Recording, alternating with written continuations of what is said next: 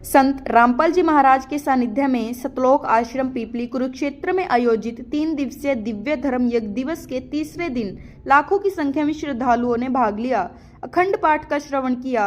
सतलोक आश्रम में उमड़े लाखों आश्रम परिसर में तीसरे दिन आश्रम सेवादार पुरुषोत्तम दास, ट्रस्ट सेवादार रोशन दास व आश्रम के मीडिया प्रभारी संजीव दास ने बताया कि इस 3 दिवसीय समागम में प्रतिदिन परमेश्वर कबीर साहिब जी के 5वें वेद सूक्ष्म वेद का 3 दिवसीय अखंड पाठ, संत रामपाल जी महाराज द्वारा 24 घंटे निःशुल्क नाम दीक्षा, 3 दिवसीय अखंड भंडारा, रक्तदान शिविर, दहेज मुक्त सामूहिक रमेणी विवाह, विशाल सत्संग समारोह का आयोजन किया गया।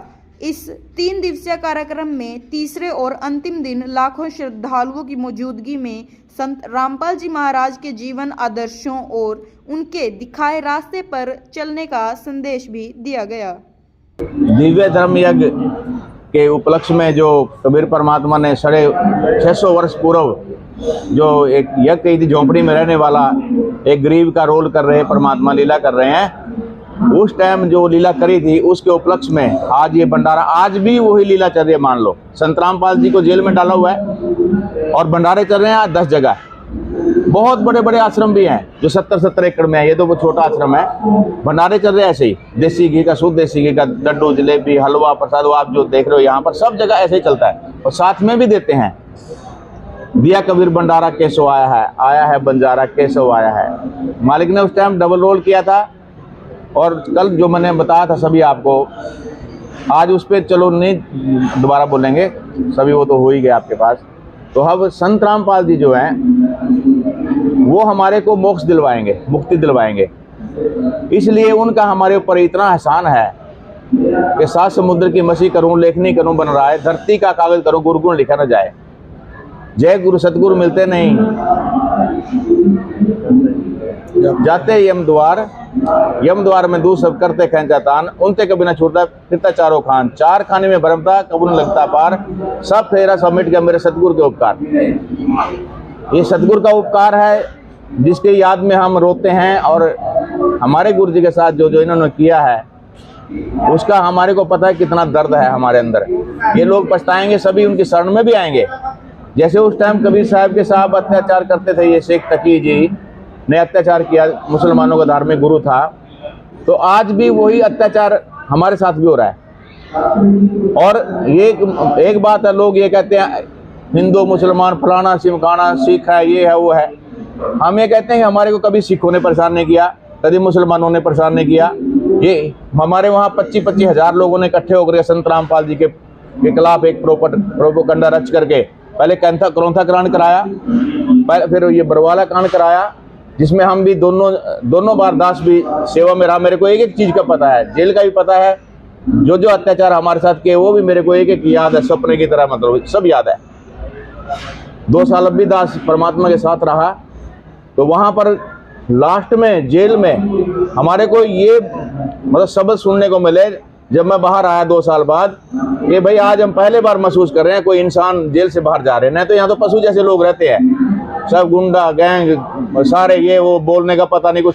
हमने जेल में भी रह करके जहाँ कह दिया झाड़ू उठाकर झाड़ू साफ मार दिया, जेल में सफाई कर दी पूरी जेल की। हमारे आचरण को देख करके वो इतने प्रभावित हुए कि ये भगत होते हैं। और आपको भी कुछ दिनों में पता लगेगा, अभी तो आप नहीं पता अपने, ठीक है आते हैं सेवा ये कर रहे हैं, इसका भी आपको कुछ ना कुछ परमात्मा फल देगा, लेकिन सच्चे मन से ये करना है ये सेवा। प्रचार को फैलाओ और आप भी शरण में आओ उन परमात्मा की। बाद में आओगे कोई दिक्कत नहीं, लेकिन एक हलवा बनाने में सारे शामिल हो रहे हैं, एक खाली खाने में आएंगे, और कहीं ऐसे हलवा बने बनाए पर रेता डालने वाले भी हैं। तो हर तरह के लोग यहाँ पे हैं, सबको समझाना बहुत दुर्लभ है। अभी मैं आपको दिखाता हूँ, ये बाइबल में साफ लिखा है कि वो अल्लाह कबीर है, ये लिखा है कबीर माइटी, मतलब शक्तिशाली, सबसे शक्तिशाली। जैसे कुरान में लिखा है कि कबीर बड़ा है, बड़ा क्यों लिखा? वहाँ पे मैं एक सऊदी अरब का एक मेरे को मिला बंदा, वो कहता है कि हमारे वहाँ जो कोई सबसे बड़ा जैसे इंजीनियर है ना, लंबी बात हो जाएगी, उसको कहते हैं ये कबीर इंजीनियर है, कबीर इंजीनियर सबसे बड़ा। मतलब उसको कहीं ना कहीं ऐसा लिखा है, लेकिन छुपा दिया। हम कालबली की जेल में रहते हैं, उसको दबाया गया है, कबीर साहब के ज्ञान को हमेशा दबाया गया है। जिन जिन संतों की वाणी है यहाँ पर, जिन मुझको निज नाम दिया सोई सतगुरु हमार, दादू दूसरा कोई ने कबीर सिरजनहार, जो जो शरण कबीर के तरगे अंत अपार, दादू गुण कहता न कहत ना व्यापार। तो ऐसे ही नानक साहब ने महिमा गाई है, मलूकदास जी ने, धर्मदास जी ने, गरीबदास जी महाराज के पाठ हो रहा है, जो सदग्रंथ का 3 दिन का पाठ हुआ है। ये एक 10 साल का बालक कैसे ग्रंथ लिख देगा?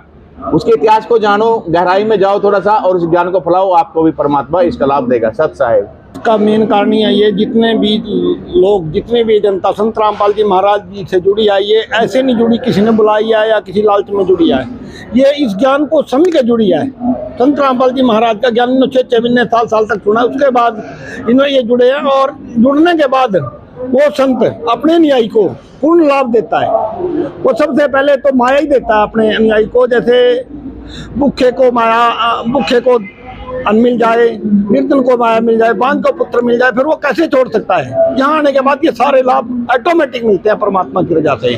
और ये दिव्य धर्म यज्ञ, ये तो होना बहुत बड़ी बात है भारतवासियों के लिए, कि इस धरती के ऊपर ये दिव्य धर्म यज्ञ किया गया। पहले कबीर साहब ने किया था, और अब संत रामपाल जी महाराज जी ने दोबारा ये शुरू किया है, और ये लगातार ऐसे ही ये यज्ञ चलते ही रहेंगे। हर 3 महीने बाद फिर यज्ञ होगा, फिर ये भंडारा होगा, और उसमें आप लोग सब बढ़ चढ़ कर भाग लें।